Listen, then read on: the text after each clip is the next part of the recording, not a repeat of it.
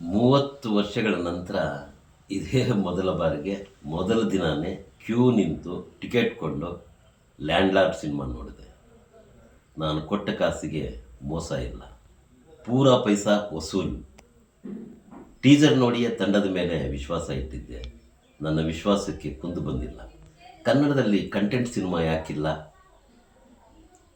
ಅಂತ ಒಂದು ಸಿನಿಮಾ ಬಂದಿರುವುದಕ್ಕೆ ತುಂಬ ಸಂತೋಷ ಆಗಿದೆ. ಇನ್ನು ಮುಂದೆ ತೆವಳಿನ ಕಡೆ ಕೈ ತೋರಿಸ್ಬಿಟ್ಟು ಅಂಥ ಚಿತ್ರಗಳು ಕನ್ನಡದಲ್ಲಿ ಯಾಕೆ ಬಂದಿಲ್ಲ ಎಂದು ಕೇಳುವಂತಿಲ್ಲ. ರಾಜ್ಯಾದ್ಯಂತ ಇರುವ ಎಲ್ಲ ಸಂವಿಧಾನ ಪರ ಮನಸ್ಸುಗಳನ್ನು ಪ್ರೀತಿಯಿಂದ ಒತ್ತಾಯಿಸುವೆ. ಲ್ಯಾಂಡ್ಲಾರ್ಡ್ ಸಿನಿಮಾ ನೋಡಿ, ನಿಮ್ಮ ಒಡನಾಡಿ ಬಳಗಕ್ಕೆ ಹೇಳಿ, ನೋಡಲು ಹೇಳಿ. ಯಾಕೆಂದರೆ ಲ್ಯಾಂಡ್ಲಾರ್ಡ್ ಸಿನಿಮಾ ನೀವು ನೋಡಲೇಬೇಕಾದ ಸಿನಿಮಾ. ಇದು 80ರ ಆ ಕಾಲವನ್ನು ಈ ಕಾಲಕ್ಕೆ ತಂದು ಹಳ್ಳಿ ಹಳ್ಳಿಗೂ ಸಂವಿಧಾನ ಆಶಯ ತಲುಪಬೇಕಾದ್ದು ಅದೆಷ್ಟು ತುರ್ತು ಮತ್ತು ಆದ್ಯತೆ ಇದೆ ಎಂಬುದನ್ನು ಹೇಳ್ತದೆ ಈ ಸಿನಿಮಾ. ಒಂದು ನೆಲದ ಕಥೆಯಾಗಿ ಗಡಿ ಭಾಗದ ಕೋಲಾರ ಸೀಮೆಯ ಭಾಷೆಯ ಸೊಗಸು ಮತ್ತು ರಗಡ್ ಬದುಕುಗಳನ್ನು ಚಂದವಾಗಿ ಎಳೆದುಕೊಟ್ಟಿದೆ.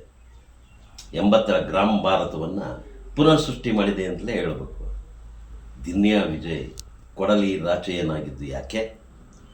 ಅಂತ್ಯದಲ್ಲಿ ಅಕ್ಷರ ಕೈಗೆತ್ತಿಕೊಳ್ಳುವಂತೆ ಹೇಳುವುದು ಯಾಕೆ ಎಂಬುದು ಚರಿತ್ರೆಯ ಈ ಕಾಲಘಟ್ಟದಲ್ಲಿ ಅತ್ಯಂತ ಜರೂರಿಯಾಗಿ ಎದುರಿಸಬೇಕಾಗಿರುವಂಥ ಪ್ರಶ್ನೆ.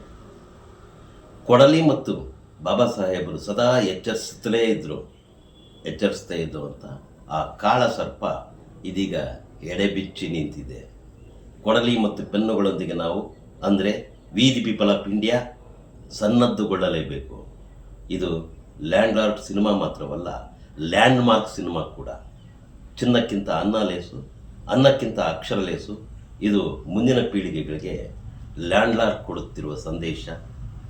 ದಯಮಾಡಿ ಎಲ್ಲರೂ ಥಿಯೇಟ್ರಿಗೆ ಹೋಗಿ ಸಿನಿಮಾ ನೋಡಿ ಪ್ಲೀಸ್.